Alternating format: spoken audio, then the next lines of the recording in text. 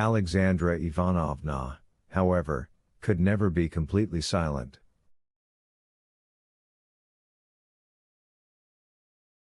Having long since acknowledged her as her advisor, the mother constantly summoned her now and asked for her opinions, and above all her memories, that is, how had it all happened?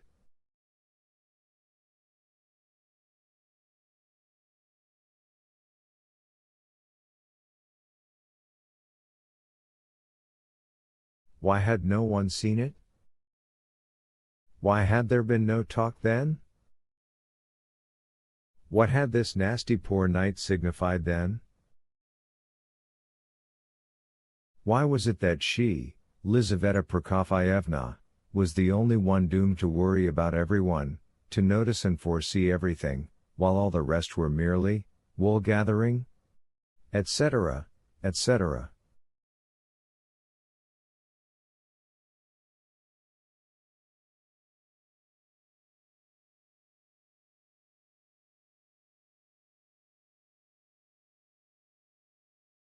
Alexandra Ivanovna was cautious at first and only observed that she thought her father's idea was quite correct, that in the eyes of society the choice of Prince Mishkin as a husband for one of the Epanchin girls might appear very satisfactory.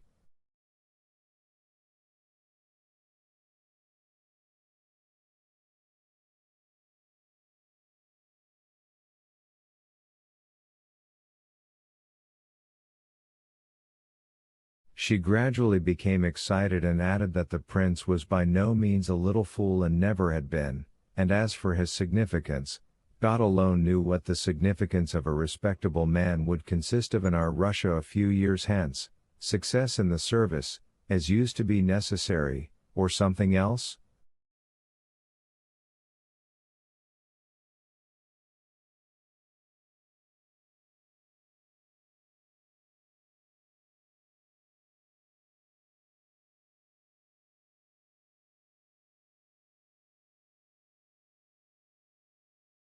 To all this the mother immediately rapped out that Alexandra was a freethinker and that it was all their cursed woman question.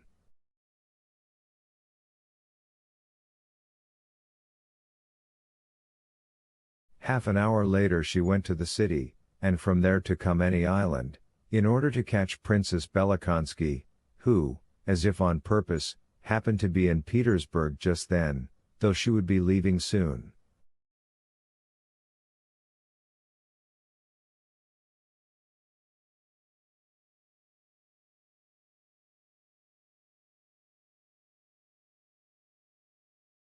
The princess was Aglaya's godmother.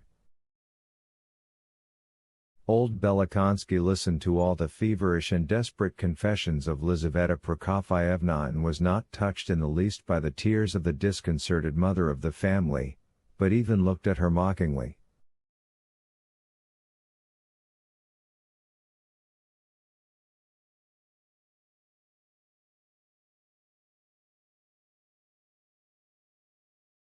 She was a terrible despot, in friendship, even an old friendship, she could not bear equality, and she decidedly looked upon Lizaveta Prokofyevna as her protégée, just as 35 years ago, and she simply could not be reconciled with the sharpness and independence of her character.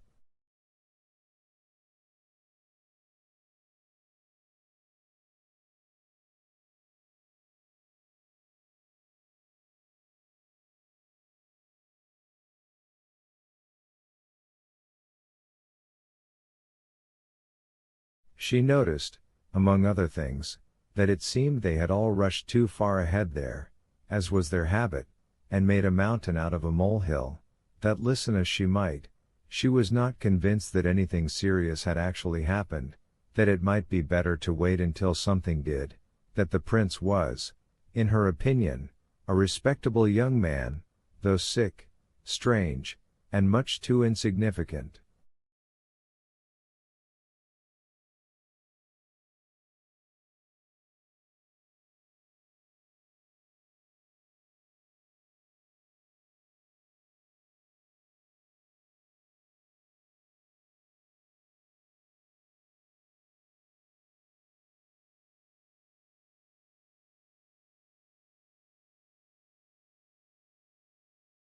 The worst thing was that he openly kept a woman. Lizaveta Prokofyevna realized very well that Belokonsky was a bit cross about the unsuccess of Yevgeny Pavlovich, whom she had recommended.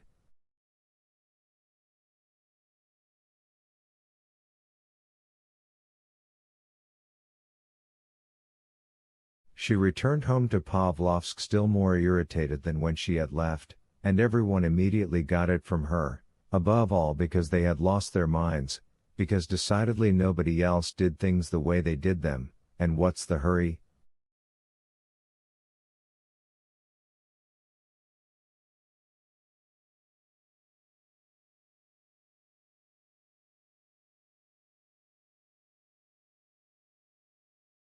What has happened? However much I look at it, I can in no way conclude that anything has actually happened.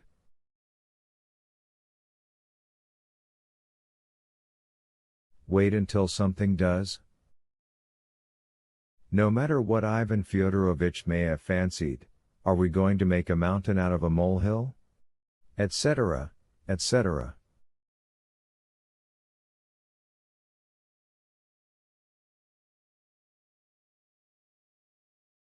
The result, therefore, was that they needed to calm down, watch cool-headedly, and wait.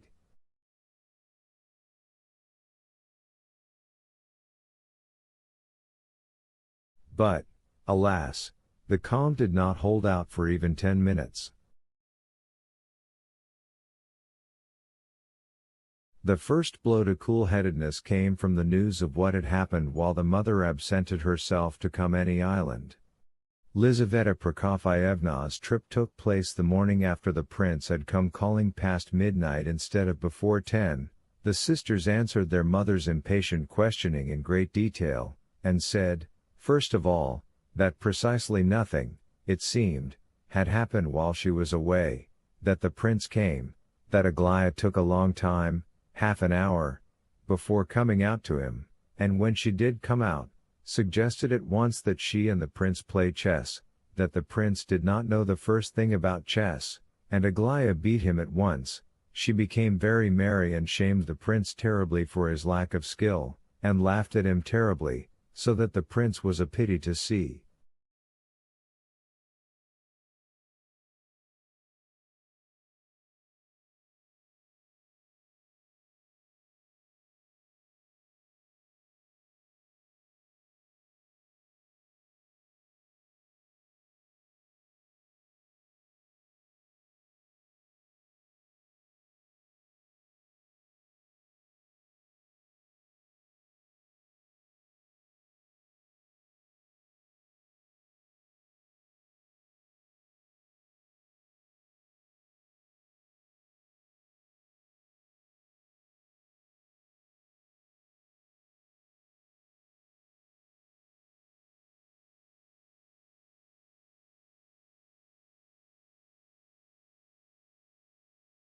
Then she suggested that they play cards, a game of fools.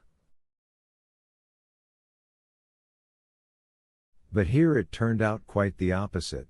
The prince proved to be as good at fools as a professor. He played masterfully, Aglaya cheated, put cards back, stole his own tricks before his very eyes, and all the same he left her each time as the fool, 5 times in a row.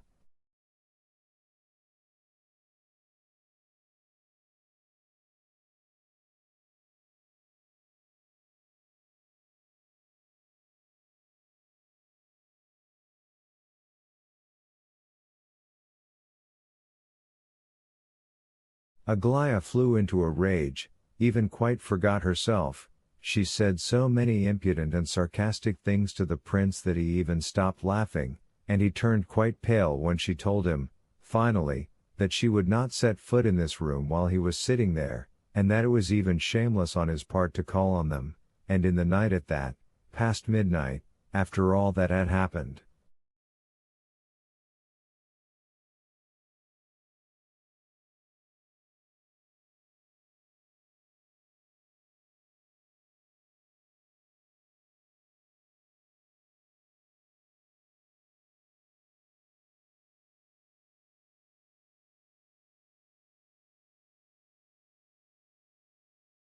She then slammed the door and left. The prince went out as if from a funeral, despite all their attempts to comfort him.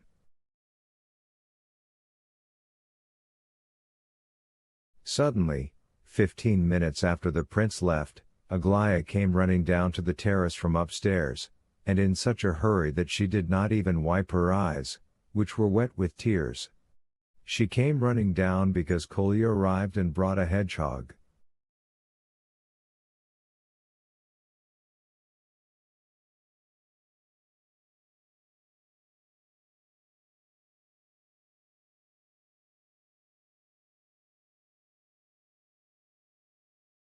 They all started looking at the hedgehog.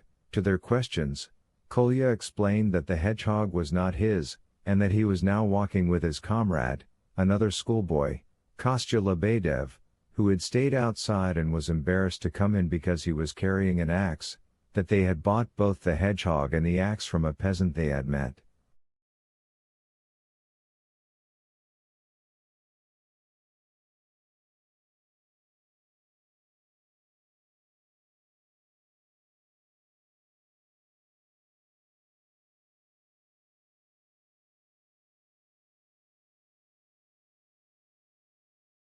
The peasant was selling the hedgehog and took 50 kopecks for it, and then they persuaded him to sell the axe as well, because it was an opportunity, and also a very good axe.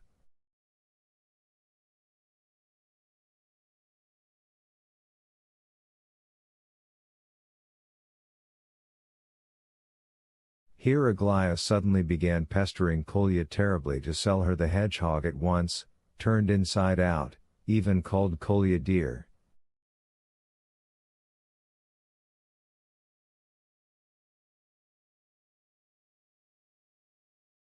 Kolya would not agree for a long time, but finally gave in and called Kostya Lebedev, who indeed came in carrying the axe and feeling very embarrassed.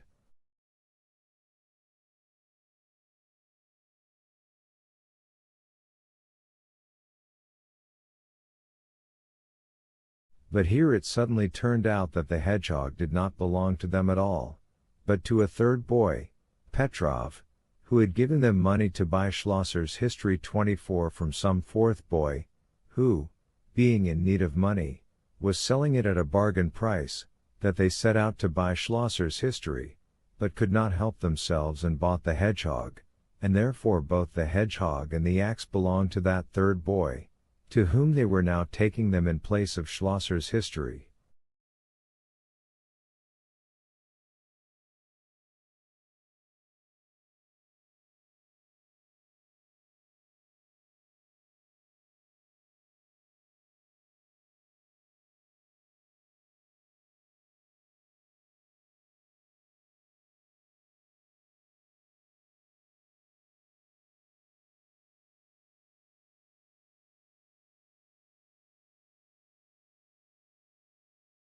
But Aglaya pestered them so much that they finally decided to sell her the hedgehog.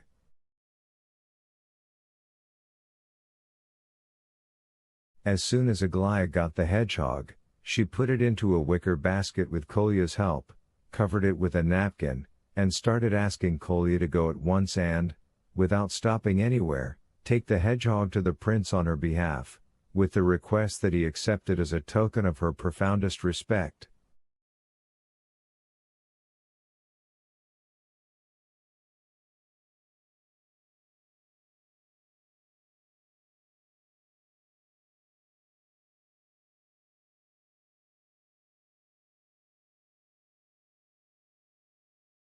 Kolya gladly agreed and promised to deliver it, but immediately began to pester her.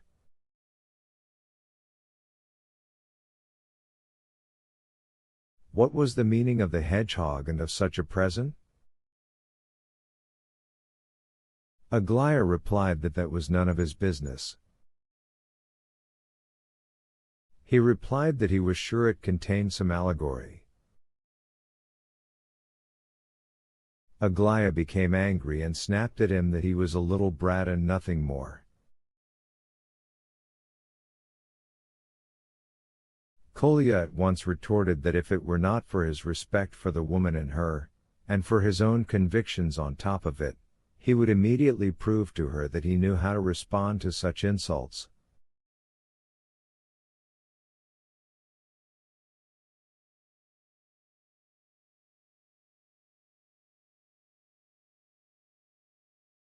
It ended, however, with Kolya delightedly going all the same to deliver the hedgehog, and Kostya Lebedev running after him. Aglaya could not help herself and, seeing Kolya swinging the basket too hard, shouted behind him from the terrace.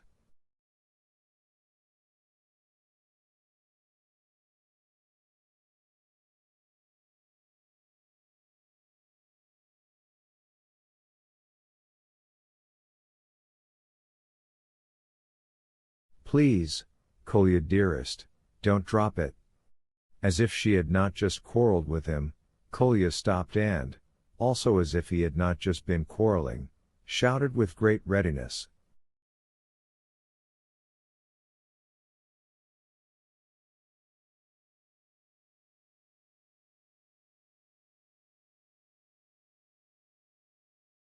"No, I won't drop it, Aglaya Ivanovna.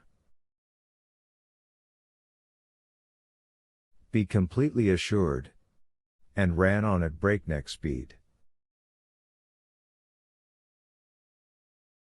After that Aglaya laughed terribly and ran to her room extremely pleased, and then was very cheerful all day.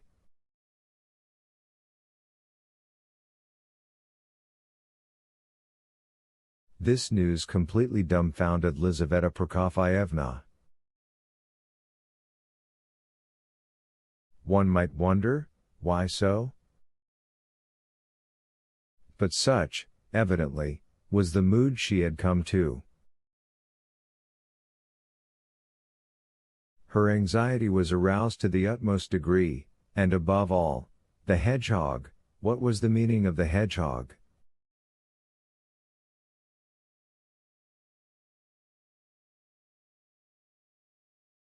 Was it prearranged? Did it imply something? Was it some sort of sign? A telegram? What's more, poor Ivan Fyodorovitch, who happened to be present at the interrogation, spoiled things completely with his answer.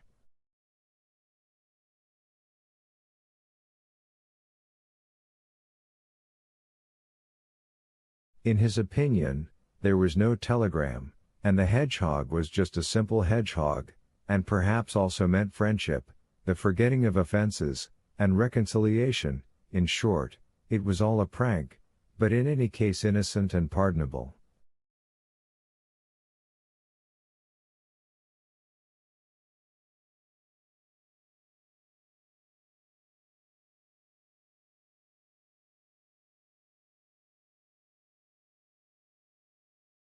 Let us note parenthetically that he had guessed perfectly right. The prince, having returned home from seeing Aglaya, mocked and driven out by her, had been sitting for half an hour in the darkest despair, when Kolya suddenly arrived with the hedgehog.